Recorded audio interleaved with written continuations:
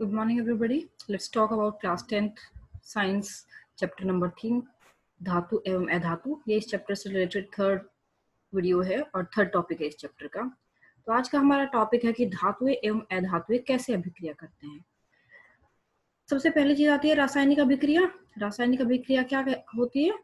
जब एक या एक से अधिक रसायन मिलकर या टूटकर नए उत्पाद का निर्माण करते हैं तो वो क्या होती है? रासायनिक अभिक्रिया। अब क्वेश्चन आता है कि रासायनिक अभिक्रिया होती क्यों है? जब एक या एक से अधिक तत्व मिलकर अपने से अधिक स्थायी उत्पाद का निर्माण कर सकते हैं अपनी प्रेजेंट सिचुएशंस में, इसलिए रासायनिक अभिक्रियाएं होती है। यानी जो नया यौगिक का निर्माण होता है या जो नए तत्व का निर्माण होता है वो पहले वाले से उन कंडीशंस में, उन एनवायरमेंटल कंडीशंस में ज्यादा स्थायी होता है, ज्यादा स्टेबल होता है। अब आता है नेक्स्ट क्वेश्चन कि रासायनिक अभिक्रियाएं होती कैसे हैं। रासायनिक अभिक्रिया का क्या मतलब है? रासायनिक अभिक्रियाओं का अर्थ है कि जो संयोजकता कक्ष है उसको पूरा करना। संयोजकता कक्ष का क्या होता है, आइए देखते हैं। हमारे आवर्त सारणी में जो है ना, मुख्यतः 3 प्रकार के तत्व हैं। पहले हैं उत्कृष्ट गैसें, वे गैसें जिनका संयोजकता कक्ष पूर्ण है। जैसे हम देख सकते हैं यहाँ हीलियम है, हीलियम की परमाणु संख्या कितनी है? 2, तो इसके इलेक्ट्रॉन की संख्या कितनी होगी? 2, तो इसके संयोजकता कक्ष में कितने इलेक्ट्रॉन हो गए? 2। ये इलेक्ट्रॉन विन्यास के बारे में हम कक्षा 9 में पढ़ चुके हैं। इसी प्रकार से नियोन के संयोजकता कक्ष में कितने इलेक्ट्रॉन हो गए? 8। संयोजकता कक्ष मतलब सबसे बाहरी कक्ष में इलेक्ट्रॉन की संख्या को क्या कह रहे हैं हम? संयोजकता कक्ष। ठीक है, तो उत्कृष्ट गैसें यानी वे गैसें जिनके बाहरी कक्ष में पहले से ही 8 इलेक्ट्रॉन है। हीलियम एक एक्सेप्शन है, जो 2 इलेक्ट्रॉन होते हुए भी उसको पूर्ण माना जाता है संयोजकता कक्ष को।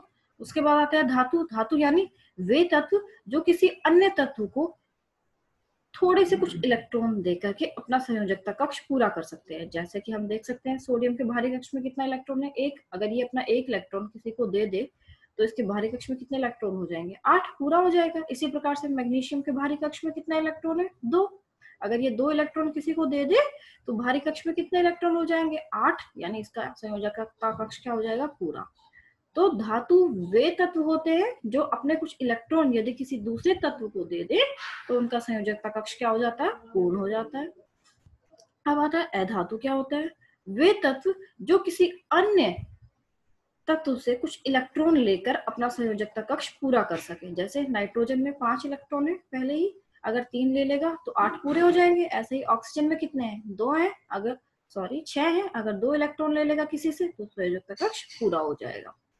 यानी धातु तो अपना संयोजकता कक्ष किसी अन्य तत्व को इलेक्ट्रॉन देकर पूरा करते हैं और अधातु किसी अन्य तत्व से इलेक्ट्रॉन लेकर अपना संयोजकता कक्ष पूरा करते हैं। ठीक है, और संयोजकता कक्ष मतलब जो किसी तत्व का इलेक्ट्रॉनिक विन्यास है उसमें सबसे बाहरी कोश में जो इलेक्ट्रॉन की संख्या होती है उसको हम क्या कहते हैं? संयोजकता कक्ष। आइए देखते हैं आगे कि अब ये जो इलेक्ट्रॉन लेकर और देकर जिस प्रकार के यौगिकों का निर्माण होता है उन्हें हम क्या कहते हैं? आयनिक यौगिक। यानी आयनिक यौगिक मतलब जब 2 या 2 से अधिक तत्व आपस में एक दूसरे को एक इलेक्ट्रॉन लेता है और दूसरा इलेक्ट्रॉन देता है, जिस प्रकार के यौगिकों का निर्माण होता है उसे हम क्या कहते हैं? आयनिक यौगिक। यानी इलेक्ट्रॉन के स्थानांतरण के द्वारा निर्माण हुए यौगिकों को ही आयनिक यौगिक कहा जाता है। उदाहरण जैसे अगर हम NaCl का देखें, Na का परमाणु संख्या कितना है? 11, यानी इलेक्ट्रॉन की संख्या कितनी हो गई? 11। अगर हम इसका इलेक्ट्रॉन विन्यास लिखेंगे तो क्या आएगा? 2, 8, 1। अगर अब ये अपना 1 इलेक्ट्रॉन छोड़ दे तो किसका निर्माण करेगा? धनायन का। और धनायन बनने के बाद इसका इलेक्ट्रॉन का विन्यास क्या हो जाएगा? इलेक्ट्रॉनिक विन्यास 2, 8। ठीक है, यानी इसका संयोजकता कक्ष पूरा हो गया। इसी प्रकार से क्लोरीन की परमाणु संख्या कितनी है? 17, यानी इलेक्ट्रॉन की संख्या कितनी हो गई? 17। अब इसका अगर हम इलेक्ट्रॉनिक विन्यास लिखे तो क्या आएगा? 2, 8, 7। यानी अगर ये किसी से 1 इलेक्ट्रॉन ले ले तो ये क्या बनाएगा? ऋणायन, और इसका संयोजकता कक्ष पूरा हो जाएगा।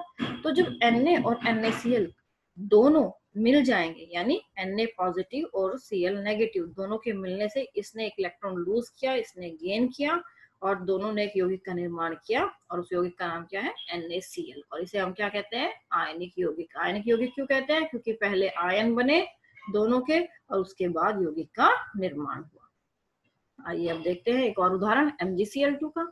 MgCl2 की परमाणु संख्या अगर हम देखें तो Mg की कितनी है 12, यानी इलेक्ट्रॉन की संख्या कितनी होगी 12। इलेक्ट्रॉनिक विन्यास कितना हो गया 2 8 2।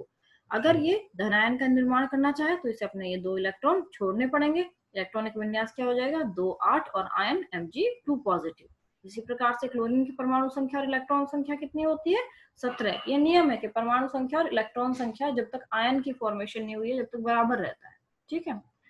अब क्लोरीन की अगर हम देखें, अभी हमने बात की थी, तो इलेक्ट्रॉनिक विन्यास क्या हो गया 2 8 7। अगर एक इलेक्ट्रॉन ग्रहण कर लेता है तो क्या हो जाएगा 2 8 8। ठीक है। अगर आयन का निर्माण करता है तो किस प्रकार करेगा कि Mg के पास जो 2 इलेक्ट्रॉन एक्स्ट्रा है मैग्नीशियम के पास, एक क्लोरीन को दे दे, दूसरा दूसरे क्लोरीन को दे दे। ठीक है। तो किसका निर्माण हो जाएगा Mg2 पॉजिटिव और Cl2 का नेगेटिव। ये Cl2 हो गया और ये ऊपर क्या है नेगेटिव चार्ज, तो क्या बन गया MgCl2। ठीक है। ये भी एक प्रकार का आयनिक यौगिक है। क्यों है आयनिक यौगिक? क्योंकि इस यौगिक का निर्माण इलेक्ट्रॉन के स्थानांतरण के द्वारा हुआ है।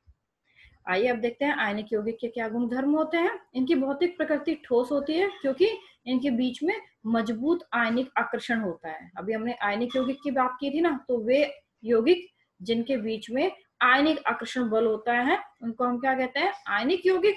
तो भौतिक प्रकृति इनकी ठोस होती है क्योंकि इनके बीच में मजबूत अंतर आयनिक आकर्षण बल होता है। इनका गलनांक व कथनांक भी बहुत ज्यादा होता है, अधिक होता है। क्यों होता है? वही कारण है क्योंकि इनके बीच में मजबूत आयनिक आकर्षण बल होता है। घुलनशीलता, ये पानी में घुलनशील होता है। क्यों? हमारे पास एक नियम है लाइक डिजोल्व्स लाइक। भाई पानी में भी आयनिक यौगिक होता है। ठीक है।